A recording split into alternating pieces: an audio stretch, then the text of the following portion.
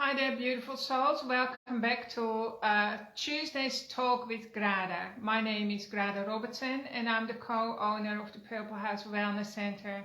And I've also authored 3 books. My third book, which is the third part of a trilogy memoir of my life, arrived in the mail yesterday, so it's available on everywhere, on all the bookstores around the world. Online and also in the Purple House and possibly in local bookstores in the future. So this is the final part of my trilogy memoir. The second part, The Underbelly, came out in October. This is called Alchemy of Love. So the third part covers the last 10 years of my life, and it contains funny stories about my children, our 15 grandchildren, life as a healer, running a clinic, running a cafe. We used to have a gluten-free cafe in the middle of Forth as well. And it contains recipes for life and funny stories. So before I was able to write this book, I had to write this book.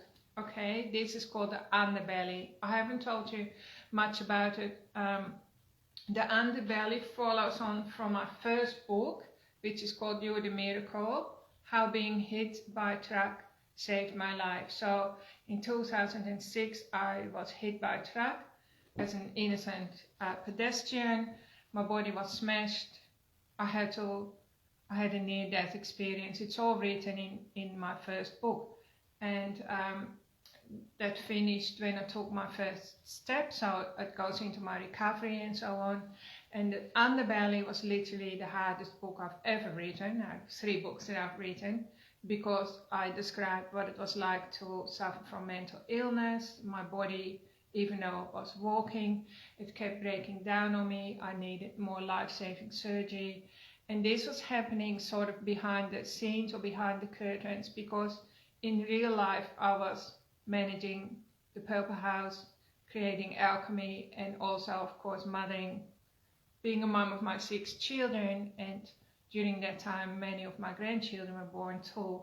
Plus, Peter and I and our family, we also left the church that we were born into. So I had to also really pull my whole inner being and my view of life and who I was inside out and upside down to create a new foundation for myself. So that's in The Underbelly, which will give you many, many insights in life.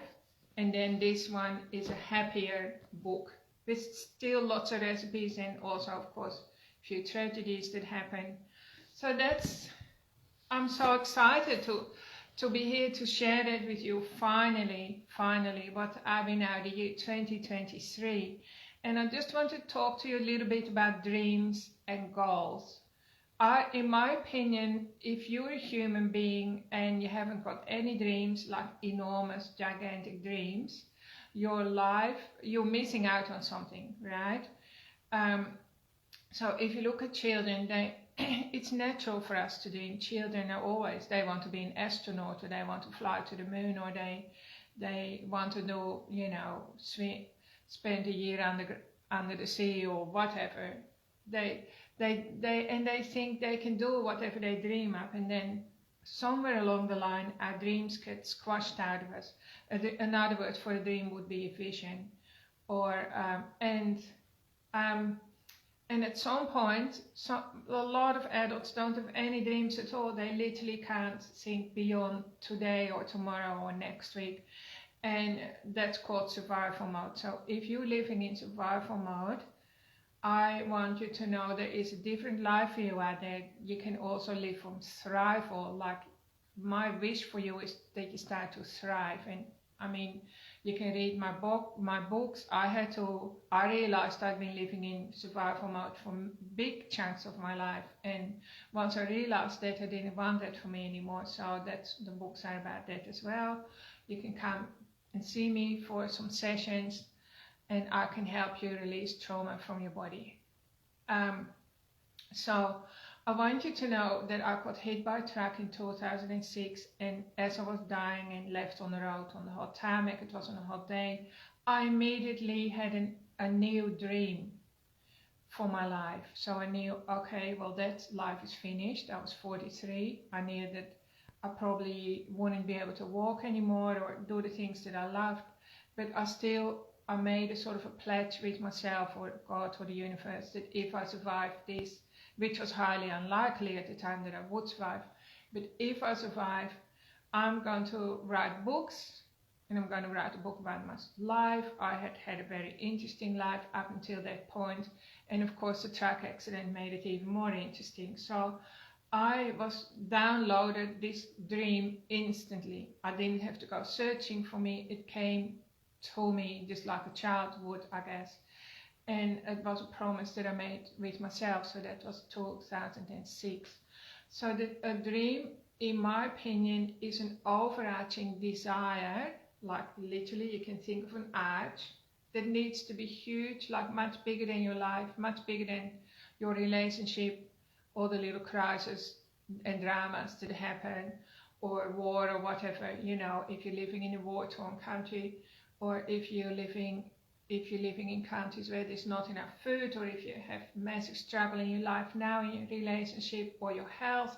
I try to instill this in my clients with very strong health challenges like cancer or end-of-life challenges. I know for sure if you can conjure a whopping big dream, it's going to boost your immune system so much, it's going to give you so much life force.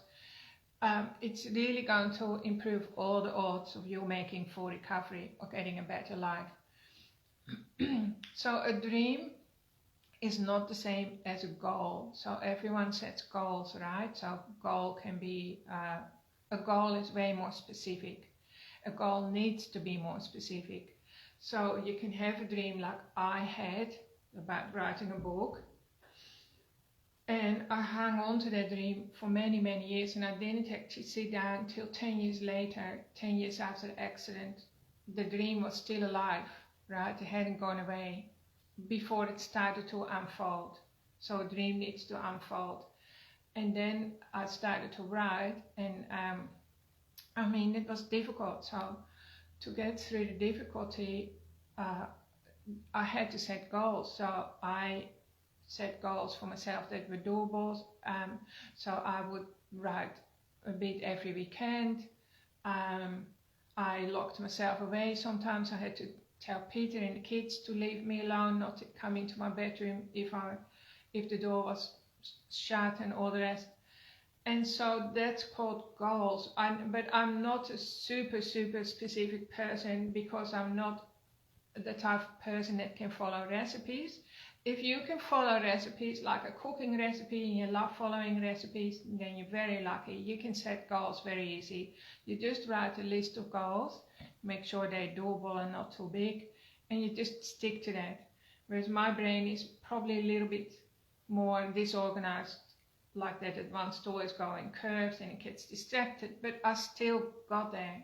And with my first book, I literally had to fight the monkey on my shoulder for the whole book. Like, it was just saying stuff like, oh, that's ridiculous, or that's too dramatic, or who do you think you are, or change that passage, or people are going to think you're silly, you're going to lose all your clients, and just non-stop for the whole 400 pages. It never stopped.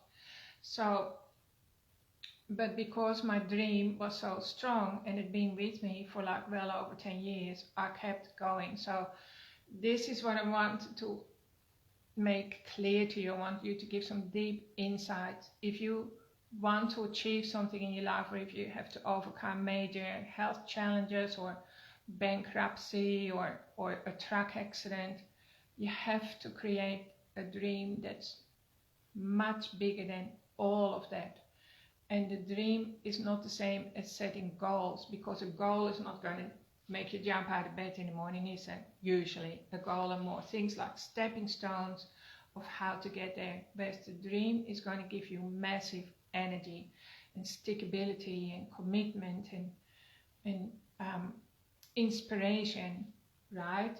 If you run out of oomph, or if the monkey on the shoulder gets too loud, you just go back to that place where your dream is stored in your body, and you start dreaming again. It can be completely delusional. It doesn't have to be real, because the universe loves the language of delusion and understands that the universe doesn't operate in terms of reality like how we speak our sentences, because the universe is like an extension of your subconscious mind, you could say. And the subconscious mind, which is about 99% of you, is subconscious, doesn't listen, it doesn't speak in words, it speaks in the language of dreams, color, feelings, emotions, images, pictures.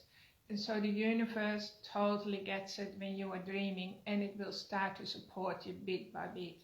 I hope that makes sense. So that's what I did. So eventually, after much, effort, I finished You're the Miracle, How Being Hit by a Truck Saved My Life, and I got it self-published in 2018. So that's already nearly like 4.5 years ago.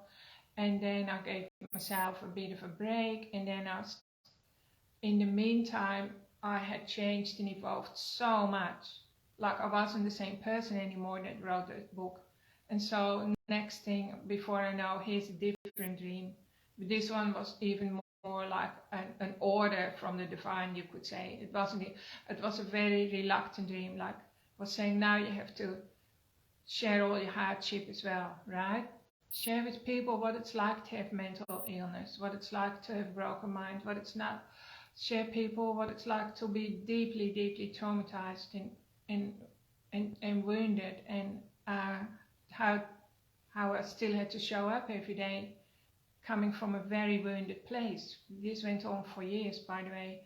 A lot of the time I just bluffed my way through it, right? And so the underbelly is more an attempt on my side to become very, very authentic. I want to live from a place of authenticity. I don't really want to fake it till I make it anymore. That gets very tiring. And so I had to integrate what I call a lot of deep, deep dark shadows, which I learned a lot from. And once I wrote the underbelly and it was finished, which I finished writing it about 18 months ago, I immediately sat down and wrote Alchemy of Love. That just came out like a placenta, like, the baby's born, and now the rest is still coming out. So even though in my initial dream, when I was lying on the road after being hit by the truck, that dream helped me to continue with life. It gave me the energy to live for something.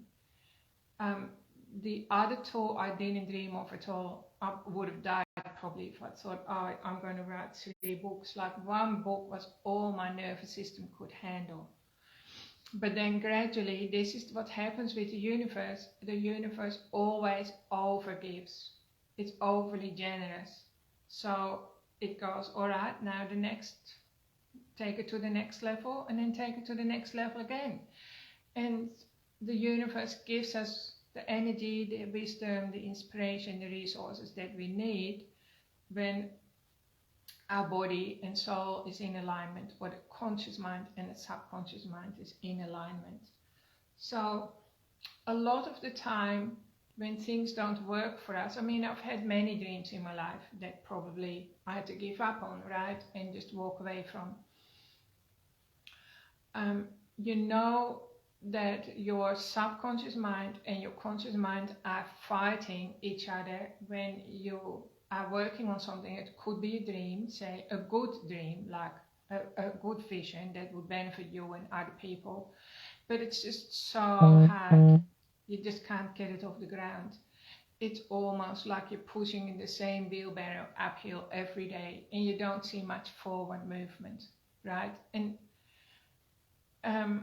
if you've ever felt that this is the story of your life, I can totally relate to it. But don't give up, because it just simply means that you have programming in your subconscious mind that are working against you. And we can clear that programming, or it's a pattern, an energy block.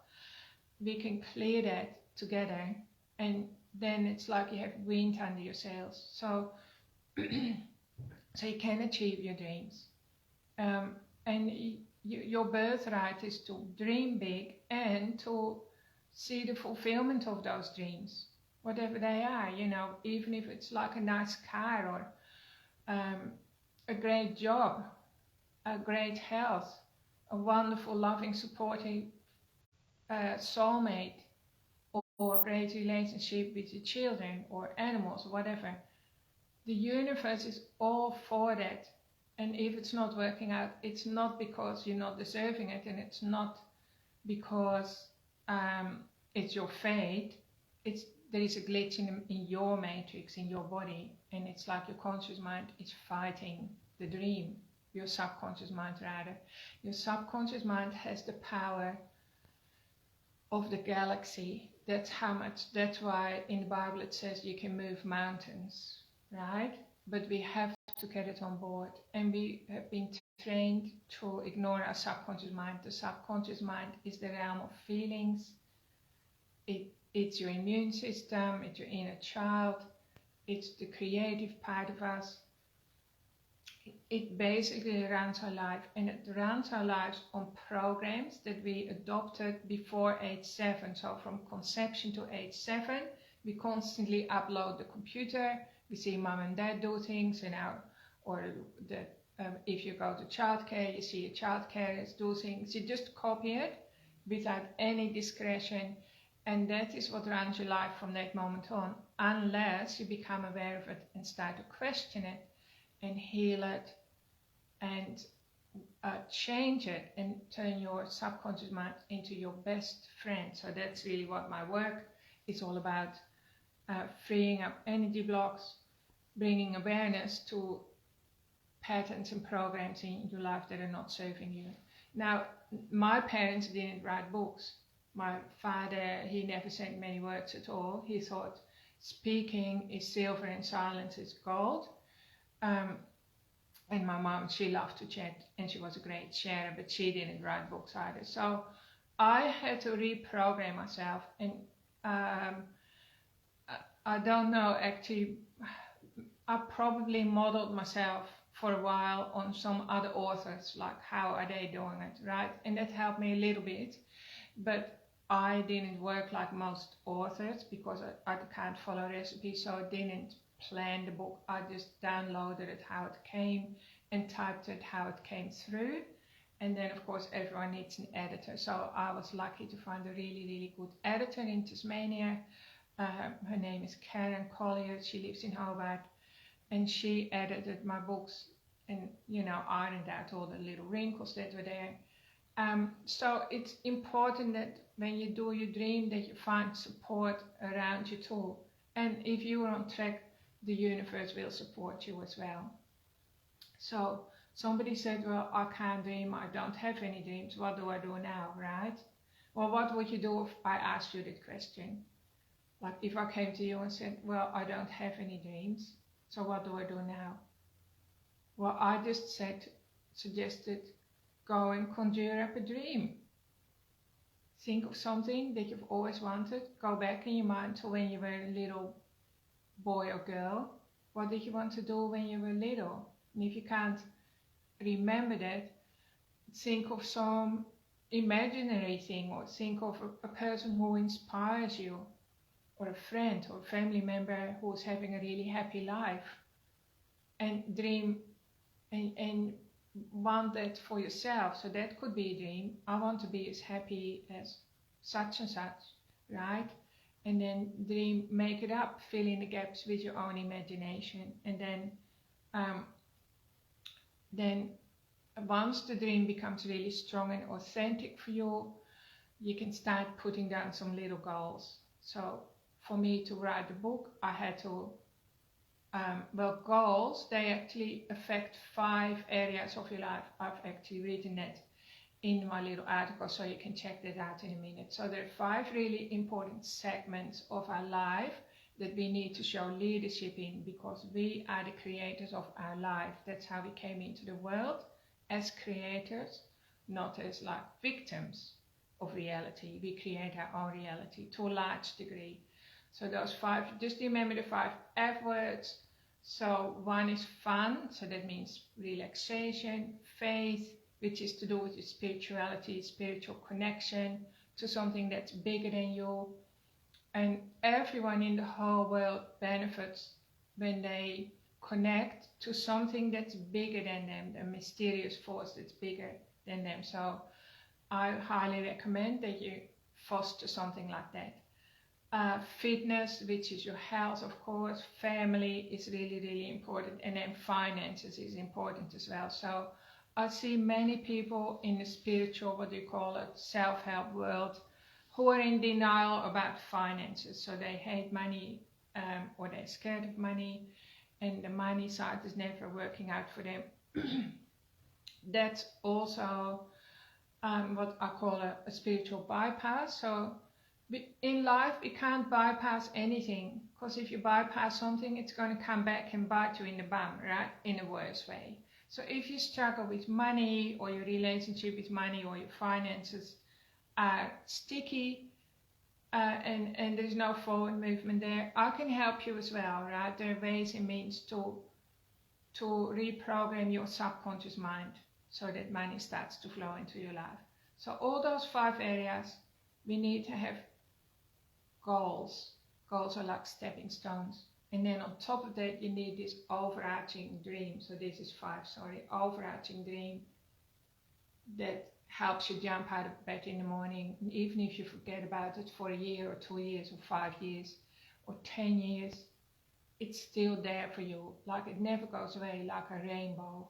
And so this is all about teaching you again and encouraging you to foster a dream, just create one.